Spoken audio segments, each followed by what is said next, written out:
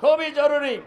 আর একটা কথা বলে যায়, একটা দল আওয়ামী স্টাইলে নির্বাচন করে ক্ষমতায় আসার ষড়যন্ত্রে লিপ্ত। তাদেরকে আমরা পরিষ্কার ভাষায় বলে যেতে চাই, আওয়ামী স্টাইলের কোনো নির্বাচন বাংলাদেশের মাটিতে আর হতে দেওয়া হবে না, হবে না। আপনারা কি দেবেন আওয়ামী স্টাইলের নির্বাচন? আওয়ামী স্টাইলের নির্বাচনে যদি হয় তাহলে 2000 লোকের জীবন দেওয়ার কি প্রয়োজন ছিল? আওয়ামী স্টাইলের নির্বাচনে যদি হয় তাহলে লক্ষ লক্ষ মানুষকে বছরের পর বছর কেন কারাবন্দী জীবন যাপন করতে হয়েছে? আওয়ামী স্টাইলের নির্বাচনে যদি হয় তাহলে বাংলাদেশের 45,000 মানুষকে কেন পঙ্গুত্ব বরণ করতে হলো? কাজেই আর একটা কথা বলে যাই, দেখেন, যারা আওয়ামী স্টাইলে নির্বাচন করার চিন্তা করতেছেন, যারা নিজেদেরকে দেশের রাজা রাজা ভাব দেখাইতেছেন, তারা মাথায় রাখেন, জুলাই বিপ্লব কোনো রাজনৈতিক দলের নেতৃত্বে হয় নাই, জুলাই বিপ্লব কোনো নেতার নেতৃত্ব হয় নাই। এটা সবাই জানে। আপনাদের নেতারা জুলাই বিপ্লব নিয়ে কি কি কইছে বলে নাই? যে এই আন্দোলনের সাথে আমাদের কোনো সম্পর্ক নাই বলছে কি না? নিচের দিকের নেতা কইছে না উপরের দিকের নেতা কইছে? বাংলাদেশে যিনি প্রধান সেই কইছে। আমার কথা কি বুঝতে পারছেন কিনা সম্মানিত ভাই এবং বন্ধুগণ? কাজেই আওয়ামী স্টাইলে নির্বাচন বাংলাদেশের মানুষ বাংলাদেশে আর হইতে দেবে না ইনশাআল্লাহ, ইনশাআল্লাহ। এটা আমরা শক্তভাবেই বলতে চাই। আর সরকারকে বলবো, আপনারা সংবিধানের মৌলিক পরিবর্তনের কথা বলে ক্ষমতা এসেছেন, আপনারা জুলাই সনদের আইনি ভিত্তি দেবেন বলে ক্ষমতা এসেছেন, আপনারা বিশ্বের দরবারে সবচেয়ে ভালো নির্বাচন উপহার দেবেন বলে ওয়াদা করেছেন, আপনারা গণহত্যার বিচার করবেন, আপনারা কোনটা করতেছেন জাতির কাছে এটি বলার চেষ্টা করেন।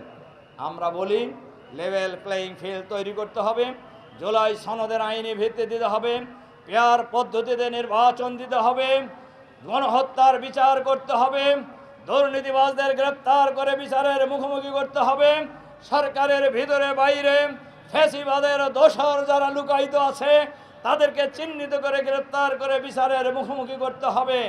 বাংলাদেশের গ্রামে গঞ্জে শহরে শহর নগরে বন্দরে নির্বাচনের পরিবেশের জন্য আইন শৃঙ্খলা পরিস্থিতিকে আরও উন্নত করতে হবে।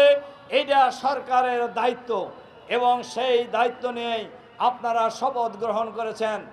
এ না হলে বাংলাদেশের জনগণ এখনো আছে একটা দল মনে করতেছে হেগারে ছাড়া বাংলাদেশ আর ভোট দেওয়ার কোনো ওই জামানা শেষ হয়ে গেছে। ওই জামানা যদিও ভাব একটু কমছে এই বড় 4টা বিশ্ববিদ্যালয়ের নির্বাচন হওয়ার পর। আমার কথা কি বুঝতে পারছেন? যারা ফুল প্যানেল চিন্তা করছে দেখা যায় 4 নাম্বারও হওয়া কঠিন হয়ে গেছে। কাজেই জাতীয় নির্বাচন এটাই হবে ইনশাআল্লাহ। কাজেই আমি আপনাদের কাছে আহ্বান জানাতে চাই এই বড়াই। আরেকটা কথা বলি, আলহামদুলিল্লাহ আলহামদুলিল্লাহ ইতিমধ্যে আপনারা দেখেছেন আমরা ইসলামী দলগুলি নিয়ে ঐক্য করার চেষ্টা করছি। শুধু ইসলামী দল নয়, দেশপ্রেমিক সমমনা সব দল মিলেই আমরা আগামী নির্বাচন ঐক্যবদ্ধভাবে করব ইনশাআল্লাহ।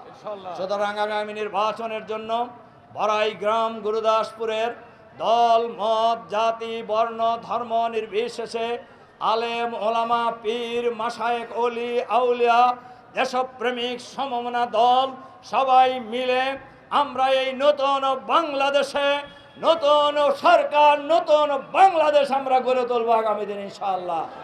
এই দেশে শান্তি প্রতিষ্ঠিত হবে, যেই দেশে দুর্নীতিবাজ থাকবে না, যেই দেশে চাঁদাবাজ থাকবে না, যেই দেশে বেদখলবাজ থাকবে না, যেই দেশ হবে মানবিক বাংলাদেশ, আধুনিক বাংলাদেশ, শান্তির বাংলাদেশ, সম্প্রীতির বাংলাদেশ, ইসলামের বাংলাদেশ আগামী দিন ইনশাআল্লাহ আমরা সেই রাষ্ট্র গড়ে তুলতে চাই।